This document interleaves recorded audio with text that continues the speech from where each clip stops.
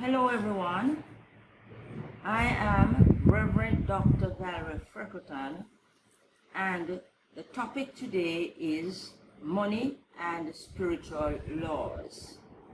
What's so important about money that we're having this discussion? Because your money, my money, begins with you and I, and God is the source of our supply.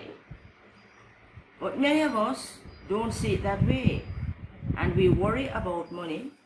Where are we going to get it from to pay the bills? We worry about not having enough money to last us until we get paid. We are running out of money. We are worrying about our investments, etc. And we become anxious and fearful. This kind of thinking creates doubt and fear, and we start to get into a poor me state of mind. Nobody cares. If I had only known, I would have done things differently. In other words, we start feeling sorry for ourselves and wallow in self-pity, which eventually develops in a consciousness of lack, a poverty consciousness. It is our ego, that small self, that feels lack and limitation. But this is one way that some persons view money. It's the energy with which we approach money and its use, which is important. The universe is opulent, and we have the power within us to make the necessary adjustments to money. And it is all in our thinking. We have the power to change our thoughts and so change our results. It is said, thoughts held in mind reproduce after their kind. Our thoughts are our manifestation. The patterns we hold in mind tend to become our experiences. And so we are the change. The world is also changing, so we have to start thinking differently about money. The world is energy, always growing and expanding. Money is energy too. It goes all over Jamaica and the world. The $100 I spent yesterday, I don't have a clue where it is going and to whom it is going. It may even come back to me and I would not know. You see, money is subjective and depends on our personal beliefs. There are many approaches to money. I am taking the psycho-spiritual approach to money. I believe that money and spirituality are compatible. They go very, very well together. There is an intelligence behind all life, and by understanding that money and spirituality complement each other, will open doors to attract more money into our experiences. As spiritual beings, we are wealthy heirs to our Father's kingdom, which is within us. But we must seek first the kingdom and its righteousness, and all other things will be added. As children of God, we are joint heirs with Him. We also read in the Bible, "Cast thy bread upon the waters, for thou shalt find it after many days." How do we cast our bread? Through sharing, praying, tithing, forgiveness, etc. You see, a spiritual life is synonymous with an abundant life and prosperity. Spirituality is about expansion and growth, and so is money. Money is a supply from God for our growth in this dimension. Money is not the answer to everything though, but it is a means of providing the opportunity to expand our life experiences, as I said before, there is a spiritual intelligence behind all life, and there are spiritual laws, just as there are physical laws governing creation. I will now speak to a few of these laws. The first one is the law of circulation. You see, all life is circulation. We have a circulatory system, the moving of blood through our bodies. Money too moves and returns. Money is movement, and it is an activity. It is a flow. It is said in some quarters that money is a circulation of prosperity in the world. We can take that for whatever it's worth. But the law of circulation talks about giving and receiving. So we give, so we receive. It is all about the law of infinite expansion. Think of this. It is once said that we must be a giving tree. The more we give away the mangoes, the more the tree bears next crop. Why? For God loveth a cheerful giver. You see, when we hold back, we are creating a recession. And so, my friends, the economy of God does not know recession.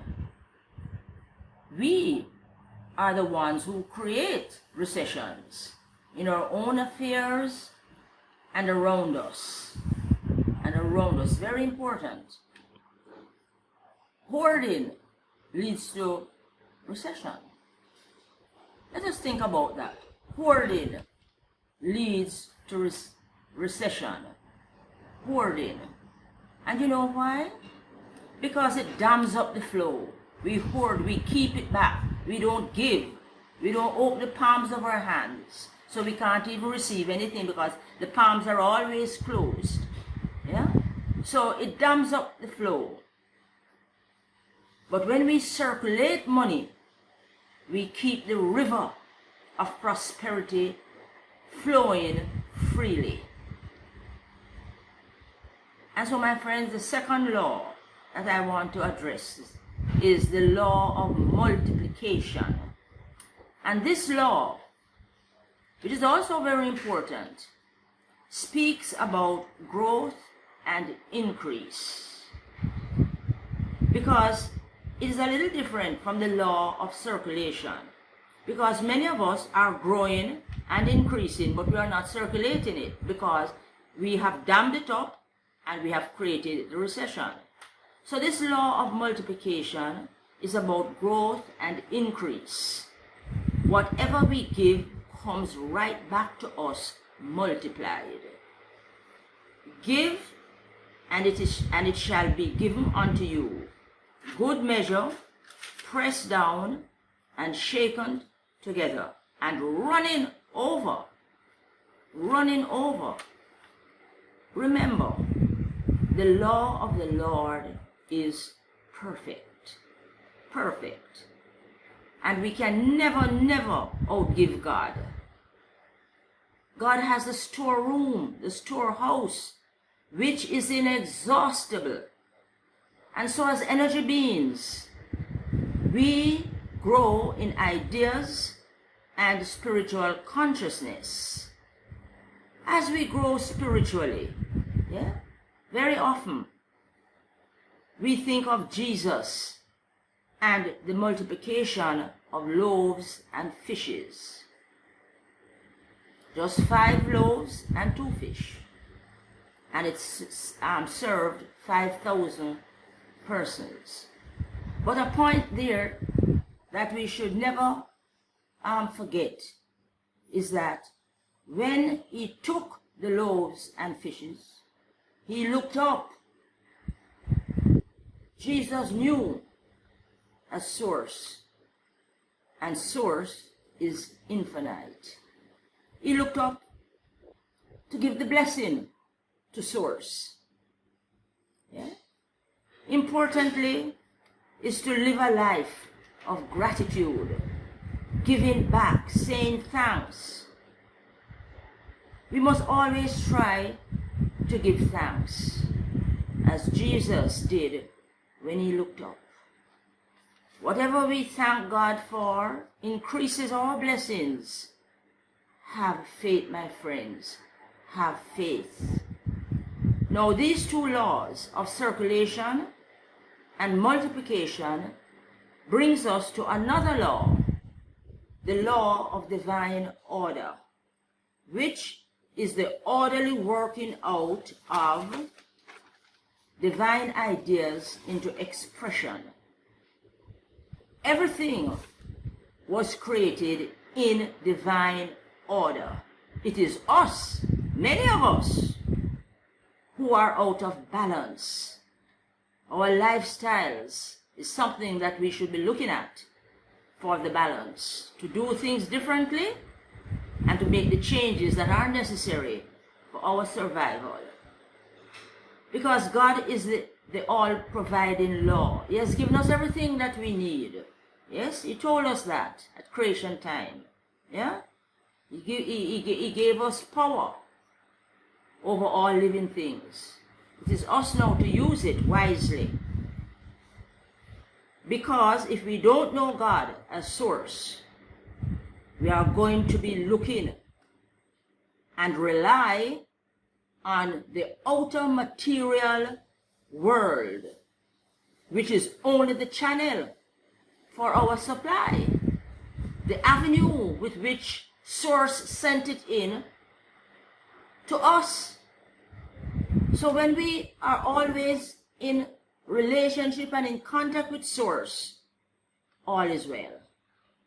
And then this takes us to the topic of tithing, which we all hear so much about.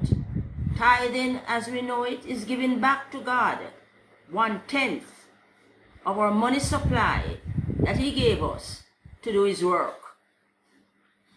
We can tithe our time, our treasure, and our talent. It is a contract with God which creates a continuous experience of prosperity. Let the money flow and give thanks. It is going to come back to us multiplied. It is the law which is immutable. Tithe your time and your talent. Let the divine in you be of service to others, especially those in need. We must stand secured on God's promises of abundance.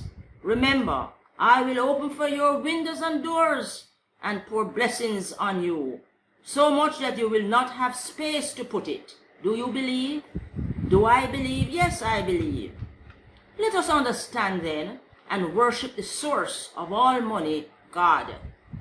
Let us please God and live a positive, expansive consciousness of the omnipresence of substance.